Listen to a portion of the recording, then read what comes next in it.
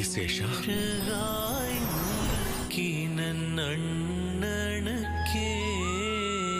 உறுதிமொழியை எடுத்துக்கொண்டு பிடிவாதமாக அமர்ந்திருப்பவன் பிரபு ராமருடைய தம்பி லட்சுமணன் மட்டுமல்ல, அந்த திருமாலின் சேவகன் இந்த ஆதிசேஷனும் கூடத்தான். செல் லட்சுமணா, சென்று உன் மனைவியை பார்.